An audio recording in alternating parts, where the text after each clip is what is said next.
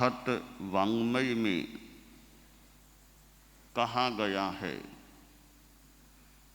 तण रुक्षम न छिंदिज्जा फलं मूलं व कस्सई।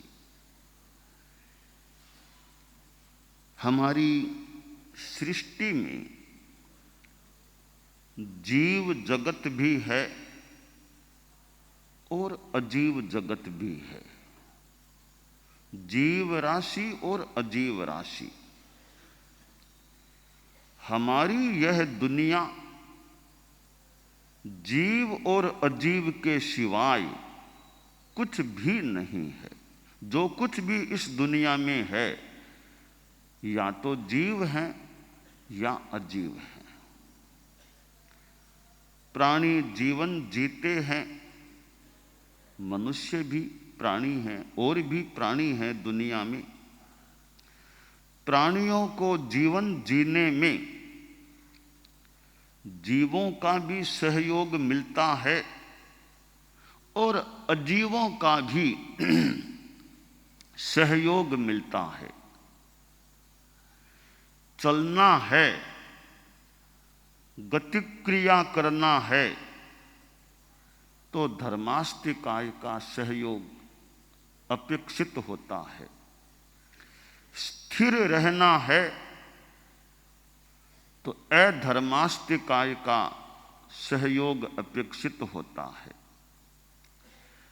बैठना है, सोना है, खड़ा रहना है, कहीं रहना है तो आकाश का हमें सहयोग अवगाहन के रूप में चाहिए। काल व्यतीत होता है और काल का भी हमें सहयोग मिलता है कि समय है तो आदमी कार्य कर सकता है। कोई यह कह दे कि इतने काम करने हैं पर समय तुम्हें नहीं दिया जाएगा कार्य करने के लिए, तो कैसे कार्य होगा। तो काल भी हमारा सहयोगी है कि काल है, हमारे कार्य हो रहे हैं, काल में हम कार्य करते हैं। और व्यावहारिक रूप में काल का प्रतीक यह घड़ी है।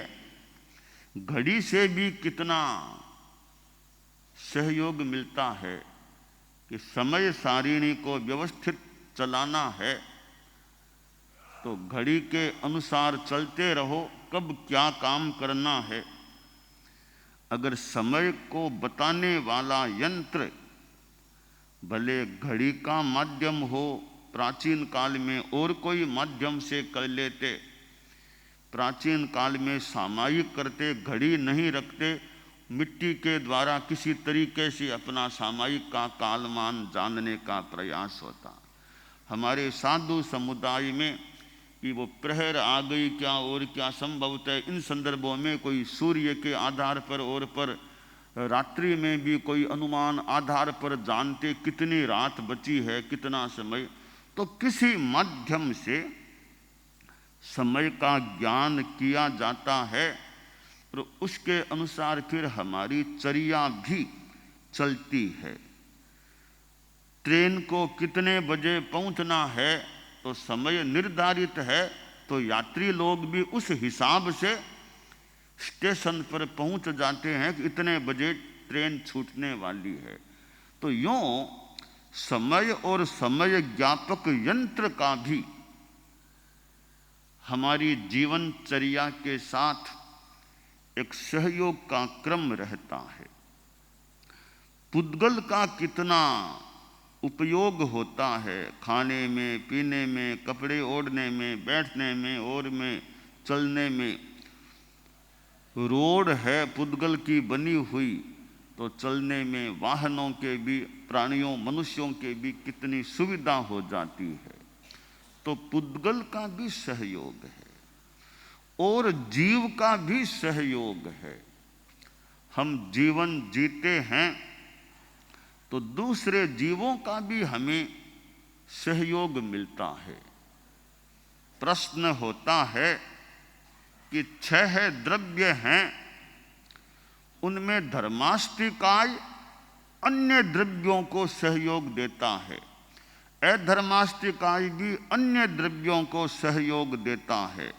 आकाशास्तिकाय, पुद्गलास्तिकाय अन्य द्रव्यों को सहयोग देते हैं। तो जीव अन्य द्रव्यों को सहयोग देता है, क्या करता है? क्या जीव धर्मास्तिकाय को सहयोग देता है? क्या जीव अधर्मास्तिकाय आदि को सहयोग देता है? जीव तो उनको मानो सहयोग देने का मौका व्यावहारिक रूप में दे रहा है कि भी हम चलते हैं, धर्मास्तिकाय को एक सहयोग देने का मौका दे रहा है। खुद क्या सहयोग दूसरों को देता है? तो बताया गया कि जीव दूसरों को सहयोग नहीं देते। जीवास्तिकाय है वह धर्मास्तिकाय, अधर्मास्तिकाय, आकाशास्तिकाय, काल, पुद्गलास्तिकाय इनको सहयोग नहीं देते। तो किसी को सहयोग देते हैं या नहीं? उमा स्वाति का थोड़ा प्रसिद्ध सूत्र है तत्वार्थाधिगम सूत्र का कि जीव भी सहयोग देते तो हैं। किनको देते हैं? तो कहा गया परस्परोपग्रहो जीवानाम। परस्परोपग्रहो जीवानाम, आपने कहीं पढ़ा हो परस्परोपग्रहो जीवानाम। जीवों का परस्पर उपस्तंभ, अवलंबन, उपकार होता है। दूसरों को सहयोग नहीं देते जीव, आपस में एक दूसरे का सहयोग करते हैं। आपस में कैसे सहयोग करते हैं? देखिए, स्थावर जीव हैं, वे भी हमारे काम आते हैं। हवा चलती है, वैसे वायु का भी एक जीव है, तो हवा से भी कितना सहयोग मिलता है। हवा बिल्कुल बहुत बंद हो जाए गर्मी में तो परेशानी सी लग सकती है, तो हमें हवा का कितना बड़ा सहयोग मिलता है। अग्निकाय, तेजस्काय का कितना सहयोग मिलता है। बहुत सर्दी में कितने लोग आग जला करके तपते हैं, भी ठंड मिट जाए, ताप लग जाए।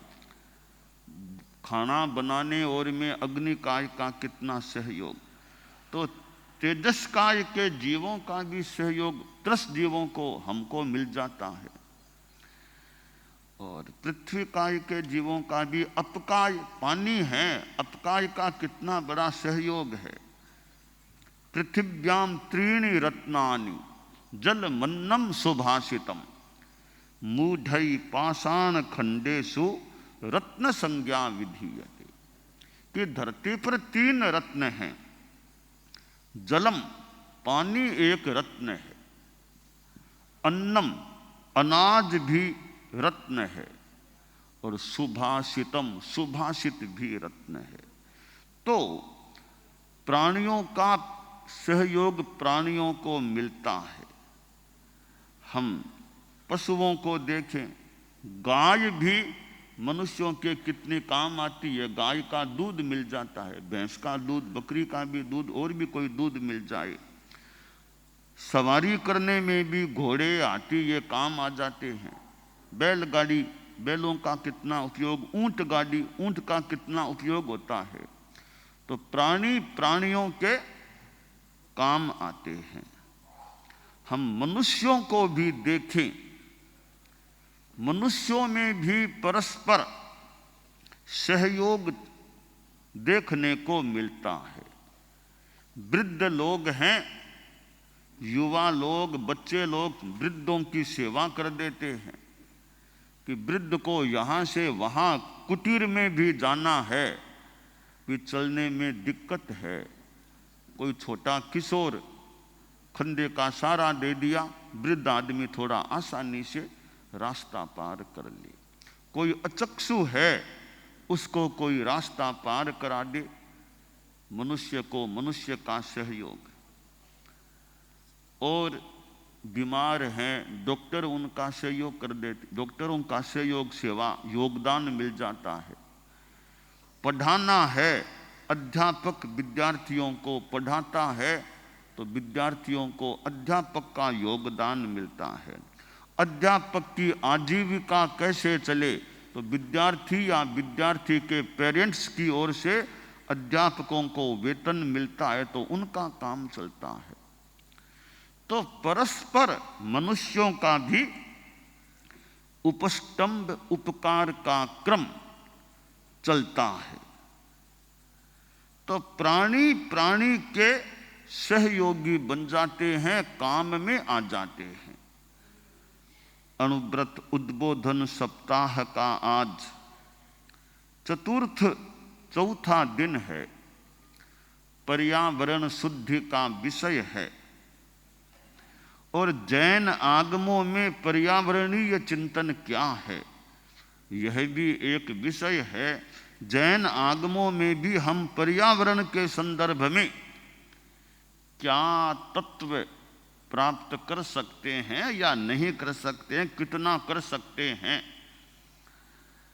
डॉक्टर हमारे मुख्य मुनि महावीर हैं, इनका तो यह विषय रहा है जैन आगमों में पर्यावरणीय चिंतन। तो यह पर्यावरण का विषय है, वह आध्यात्मिक शास्त्रों में किसी रूप में उपलब्ध होता है क्या। आगम में कहा गया तन रुखम न छिंदिज्जा, कि पेड़ को मत काटो, वृक्ष को काटो मत।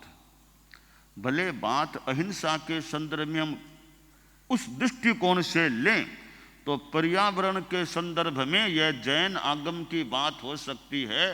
तन रुखम न छिंदिज्जा, आयारों का प्रथम अध्ययन है।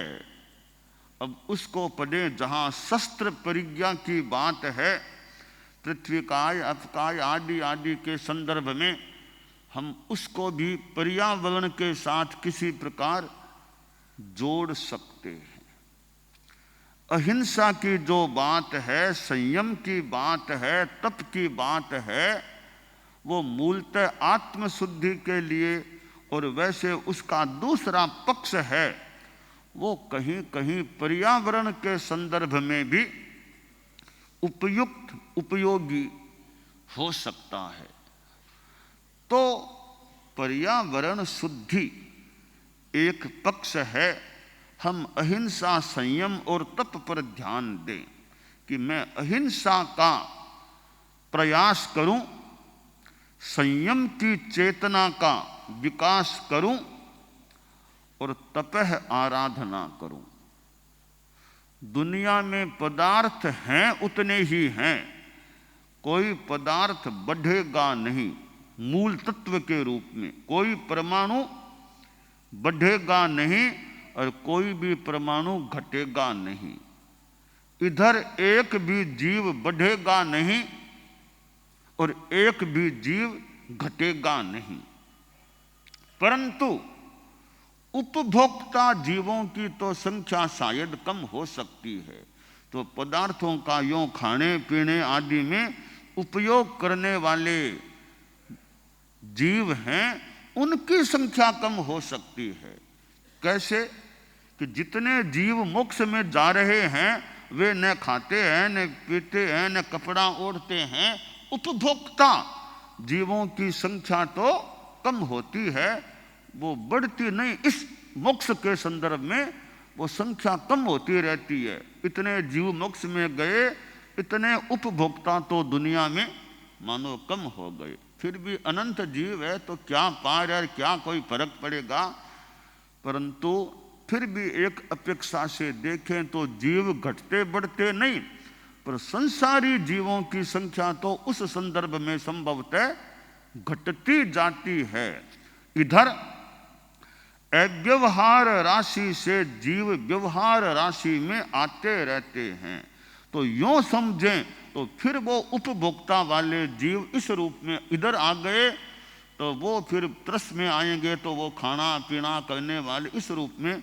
यूं एक संदर्भ में शायद यह बात हो जाए कि व्यवहार राशि के जीव तो जितने हैं उतने ही रहते हैं, मोक्ष में चले गए जाते हैं तो अव्यवहार राशि के अक्षय कोष से व्यवहार राशि में उतने जीव इधर व्यवहार राशि में आ जाते हैं। तो यों वो जीव उतने के उतने भी एक अपेक्षा से मान लें तो अनेक कोण हैं बात के। तो आज पर्यावरण शुद्धि की बात, हम संयम पर ध्यान दे लें।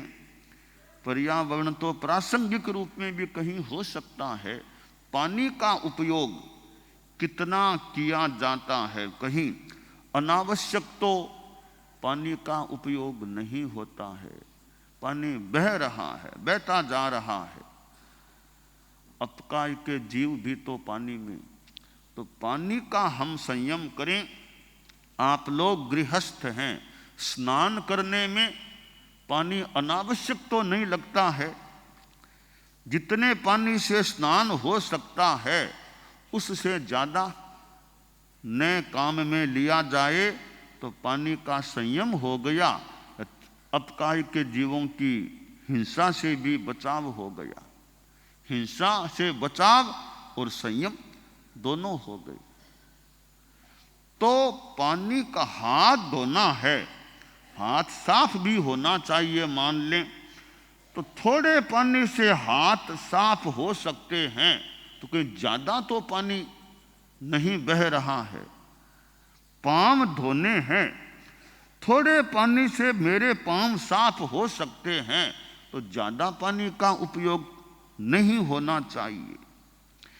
तो यह अपकाय का संयम, क्योंकि जैन सिद्धांत में पानी को भी सजीव माना गया है। मूलतः पानी सचित्त है, एक बूंद में असंख्य जीव बताए जाते हैं। तो अनावश्यक पानी का व्यय न हो, पानी का हम संयम रखें। अब ये पंखे आदि मान लो आपके कुटीरों में और में हैं, कहीं अनावश्यक चलते न रह जाएं। आप तो यहाँ आ गए, कहीं अनावश्यक पंखे चलते न रह जाएं, वो वायुकाय की बात भी है, साथ में संयम की बात भी मान ले। इसी प्रकार हम देखें वनस्पति जगत है, शास्त्र में वनस्पति की और मनुष्य की तुलना की गई है। आयारों में अनेक बातों के संदर्भ में वनस्पति और मनुष्य की तुलना की बात आश्रय है। तो वनस्पति का भी संयम और अहिंसा। अब दूब है, अब दूब में भी चला जा सकता है, सूखे बिना हरियाली के रास्ते से भी जाया जा सकता है। तो दूब पर पाम क्यों दें, क्यों वनस्पति काय के जीवों की हिंसा हो। दूब के अंदर छोटे छोटे त्रस्त प्राणी हो तो उनकी भी कोई हिंसा हो सकती है। तो थोड़ा सा ध्यान दिया और जीवों की हिंसा से बचाव हो गया। तो अनुव्रत उद्बोधन सप्ताह के अंतर्गत आज यह चौथा दिन पर्यावरण शुद्धि दिवस है। पृथ्वी काय को भी देखें, अनावश्यक मिट्टी को खोदने का अनावश्यक कार्य न हो, पृथ्वी काय के जीवों की हिंसा भी न हो, संयम की बात भी हो सकती है।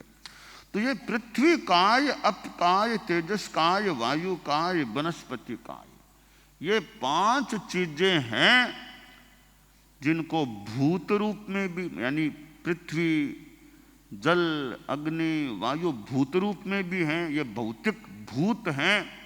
तो जैन सिद्धांत में तो इनको सजीव जीव भी माना गया है। तो आयारों में षड्जीव निकाय के प्रति जो अहिंसा की बात है, संयम की बात है, उसके दूसरे पक्ष में हम कुछ पर्यावरण के संदर्भ में भी उस आयारों के प्रथम अध्ययन को देख लें। और 10वें आलियम का तन रुखम ने छिंदजा, पेड़ मत काटो, एक पर्यावरण के संदर्भ में बात हो सकती है। तो यह अनुव्रत उद्बोधन सप्ताह का चौथा दिन हम अहिंसा, संयम, तप इस दिशा में आगे बढ़ें और अपने असंयम से, प्रमाद से पर्यावरण को दूषित न करें, दूषित करने से बचें, यह काम्य हो सकता है।